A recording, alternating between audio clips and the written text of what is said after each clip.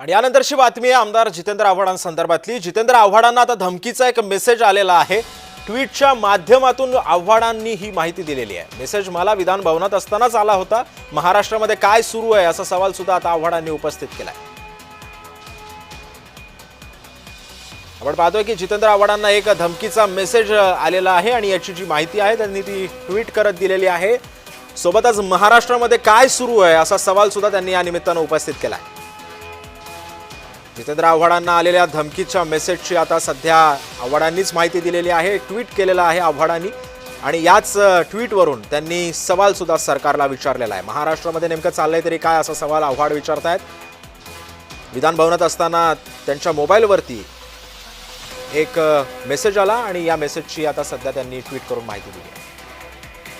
दरम्यान या संदर्भामध्ये अधिक माहिती देतात आमचे प्रतिनिधी कुणाल भोयटे सध्या आपल्यासोबत आहे। कुणाल, नेमका हा मेसेज काय, नेमका काय धमकीचा मेसेज आलाय आव्हाडांना?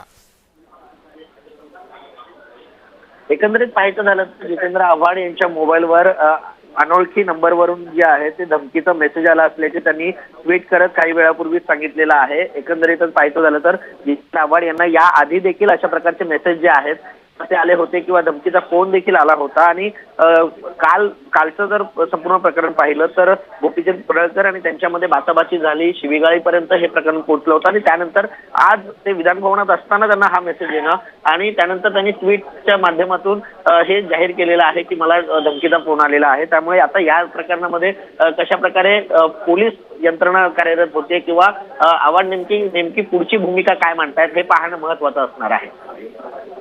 नक्कीच कुणाल, धन्यवाद तुम्ही दिलेल्या अधिक माहितीबद्दल। त्यामुळे आता जितेंद्र आव्हाडांच्या मोबाईल फोनवरती हा धमकीचा मेसेज आलेला आहे।